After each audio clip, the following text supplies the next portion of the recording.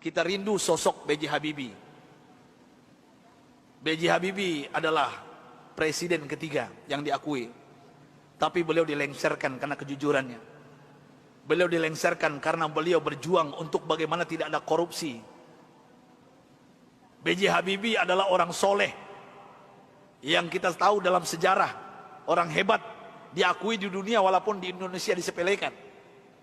Apa yang beliau lakukan? Walaupun beliau sudah tiada, meninggal dunia. Indah kisahnya. Dan saya pun terinspirasi dengan beliau yang hebat ini. Beliau orang kampung dari Makassar, Parepare. Suatu ibu kota hari ini, Parepare. Saya pernah diundang ke sana oleh wali kotanya. Saya lihat patungnya Habibie dan Ainun. Dan ternyata beliau orang kampung, orang biasa, orang sederhana. Allah berikan kecerdasan di otaknya. Kenapa? Kita merindukan sosok pemimpin pejabat seperti beliau yang tidak durhaka kepada orang tuanya, memuliakan orang tuanya, tidak pencitraan belaka. Dan hebatnya lagi ketika beliau ke ITB meloncat kuliahnya. Dan hebatnya lagi ketika beliau melanjutkan studinya ke Jerman. Disinilah saya pribadi mendapatkan inspirasi. Pesawat terbang Bapak Ibu yang kita naik itu di ketinggian tertentu, kalau nggak pas bikinnya bisa retak, Pak. Pesawat itu bisa retak. Siapa yang bisa menyelesaikan itu? B.J. Habibie, Pak. Di dunia yang bisa menyelesaikannya B.J. Habibie. Sampai beliau digelari oleh teman-temannya di Jerman apa? Mr. Crack. Mr. Retak. Bukan retak otaknya, Pak. Nah, pejabat kita yang banyak retak otaknya, Pak. Ini maksud saya apa? Pesawat yang retak itu beliau bisa menyelesaikannya. Ini kehebatan Habibie yang mungkin dilupakan oleh bangsa ini. Tapi ada yang lucu, aneh bin ajaib, ternyata beliau bukan orang tercerdas di dunia. Sampai beliau di Jerman apa yang terjadi? Beliau tidak pernah ranking 1, ranking 2. Beliau ranking 3. Sampai beliau cemburu kepada 2 orang yang ranking 1, ranking 2. Dan ini orang Yahudi, Pak. Orang kafir. Laki dan perempuan. Saking herannya beliau, padahal beliau apa yang beliau isi itu benar semuanya. Tapi saking penasarannya, bertanya kepada Yahudi 2 ini. Apa kata beliau? Aku mau tanya kepada kalian berdua, apa rahasianya sampai kalian hebat di dunia ranking 1, ranking 2? Saya kenapa tetap ranking 3? Apa jawaban Yahudi 2 ini, laki dan perempuan ini? Oh, Rudi. Beliau dipanggil Rudi, bukan Habibie. Ya, Baharudin Yusuf Habibie. Rudi, this is our secret. Ini rahasia kami. Nggak mungkin kami kasih tahu. Besok beliau tanya lagi apa rahasianya. Besok tanya lagi. Berhari-hari beliau bertanya. Akhirnya bosan Yahudi 2 ini. Sampai Yahudi ini mengatakan, Bapak Ibu rahasianya. Come here, Rudi.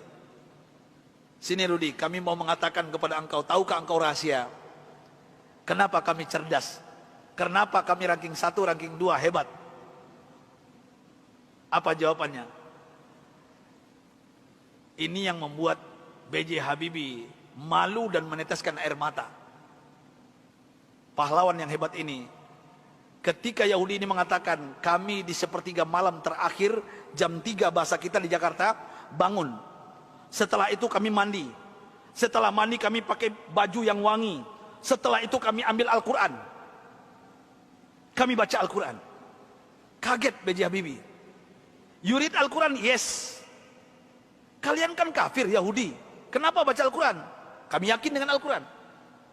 Walaupun kami tidak mempercayai Al-Quran, mempercayai Islam, tapi kami yakin dengan Al-Quran.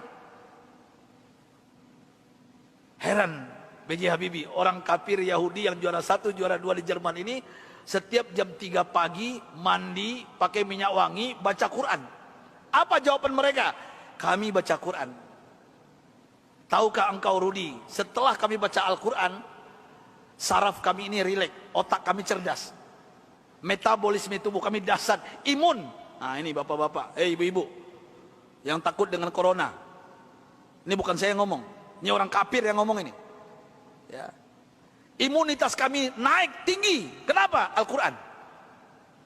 Al-Quran kami baca. Sampai B.J. Habibie nggak yakin, nggak percaya. Apa kata Yahudi berdua ini Bapak Ibu? Kalau kalian nggak yakin, silakan. Surah apa? Kami baca. Ternyata Yahudi berdua ini hafal Quran, Pak. Apa saat itu jawaban B.J. Habibie? Thank you very much, my brother, my sister. Beliau pulang ke kosannya, ke kontrakannya. Sampai di kosan di kontrakan beliau sujud menangis. Rasanya tertampar wajah beliau. Malu beliau, padahal beliau beragama Islam. Orang kafir. Jam 3 bangun mandi, baca Quran. Mulai saat itu bapak-bapak dan ibu-ibu, saya ingin berbicara pahlawan satu ini. Orang hebat ini. Mulai saat itu, mendengarkan rahasia dari Yahudi yang dua ini. Apa yang beliau lakukan? Jam 3 pagi beliau bangun. Beliau mandi. Beliau pakai baju yang rapi. Beliau pakai wangi-wangian. Beliau sholat tahajud 8 rakaat. Witir 3:11. Setiap hari setelah itu. Setelah itu beliau baca Al-Quran sampai menjelang subuh. Kalau orang kafir tadi nggak sholat karena bukan Islam. Langsung baca Quran. Dan apa yang terjadi keajaiban? Bapak Ibu yang dimuliakan Allah Subhanahu wa taala. Allahu Akbar. Keajaiban ini terjadi. Semenjak itu, setelah itu, B.J. Habibie berubah menjadi ranking 1. Yahudi yang 2 tadi turun ke bawah. Dan orang Yahudi berdua ini menyesal memberikan rahasia kepada B.J. Habibie. Artinya apa? Kalau ingin merdeka kita di Indonesia, jangan tinggalkan Al-Quran.